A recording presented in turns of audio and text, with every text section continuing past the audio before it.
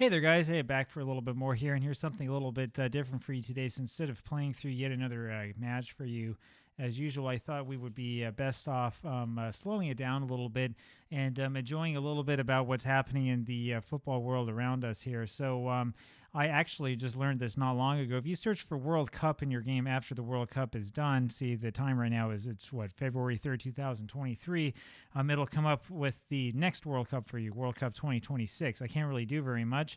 I can see that Argentina won the last World Cup, but I can't see too much from it from the screen. And you think, oh, well, that's kind of a shame. What can I do?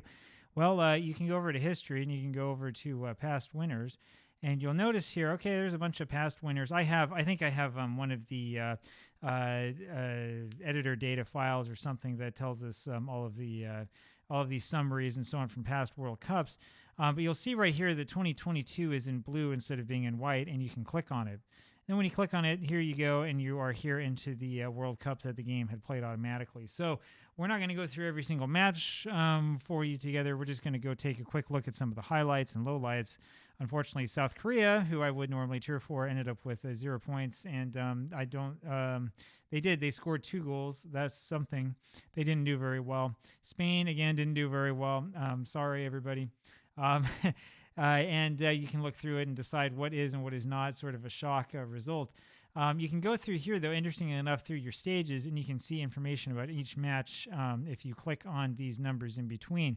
Not only can you see information, but you can see sort of replays of things that happen. So if we go along here to sort of the quarterfinal, for example, Switzerland beat Croatia in a match that was a little bit of a close one. Switzerland, though, clearly dominated with that 1.16 XG. And if we want to, we can watch the goals in the match. There's only one.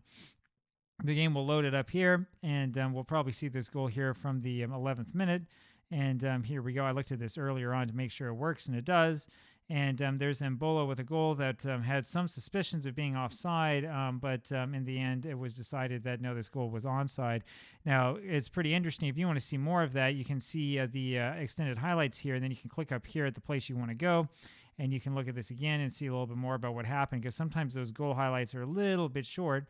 And you can see it right there. I'm pretty sure the ball was in front of Embolo, which is why that was called onside.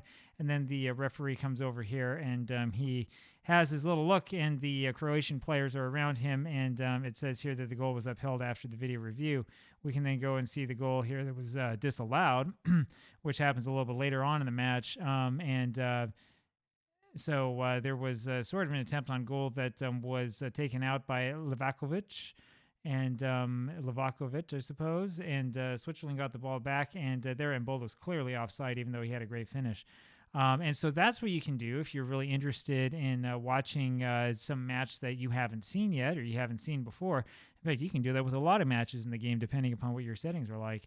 We can go on forward to the semifinal and see that Argentina beat Brazil on what must have been a huge match. In fact, this one went to extra time.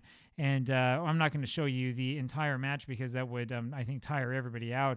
Argentina, though, had like an absolute incredible XG advantage in this one. Here we go. Now it's loading up. And so we can skip on ahead and see what happened here in extra time. And you can see, you know, everything looks really, really nice in whatever stadium this is supposed to be represented there in Qatar. You have like a completely full crowd. And this is what the game looks like if you have a team that's actually pretty good, I suppose. Some of us may have not fully experienced this yet because we don't have a whole bunch of excellent teams.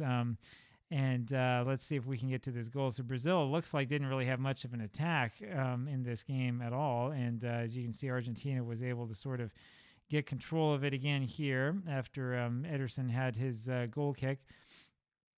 And let's see what happens here. As you can tell, I haven't really watched this before. The ball crossed the line for a throw in somewhere in between, even though it went in bounds. I'm not quite sure what the animation was supposed to be showing me there.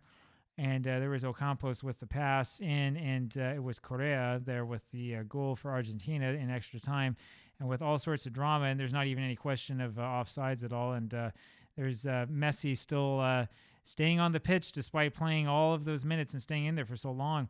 Meanwhile, Switzerland beat France in the semifinal in a match that looked like it was dominated mostly by defense. And we'll just take a quick look real quick here at the key highlights. Take a look at this goal in the 17th minute. Switzerland looks like had a tendency, in at least the matches we've seen in this cup, to score early and then just hold on and probably park the bus for the win. And Switzerland is playing in red.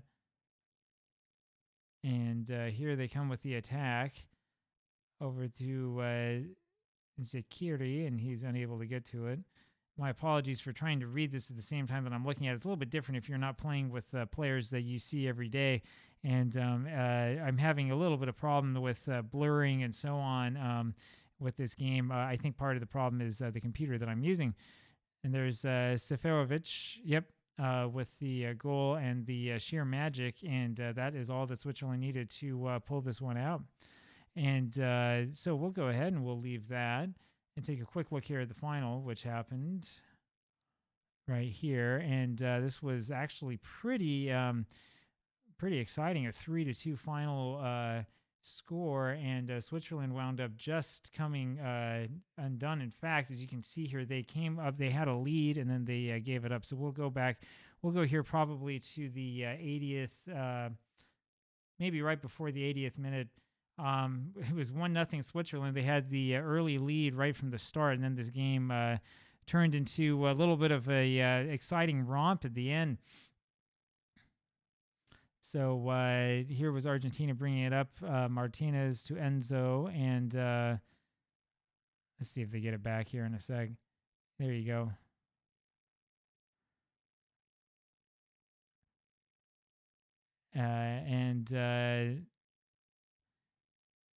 There we are. There was the other Martinez up there to Alvarez, and Alvarez has it, works it backwards, and there you go, Martinez to Ocampos for the goal, and this would have tied it here for Argentina. And Switzerland winds up coming back here, and I think there's going to be this highlight that we see next. You have to excuse me for not being better on my name pronunciations here, but there are a lot of names. There's that Seferovic again. There are a lot of names here that I unfortunately am not quite as familiar with as I should be. Even though I did watch the entire World Cup, it's hard to remember everything, as I'm sure other YouTubers will attest to. And Switzerland, as you can see here, had actually a number of chances to put this one away. So that goal right there put it up to 2-1 Switzerland with the advantage. And they had an offensive attack that was just totally taken away from them. And that's kind of a shame for Switzerland, because that would have, of course, secured them the victory. If they had a third goal there, that would have probably been enough to see off Argentina. But instead, they were denied at the end.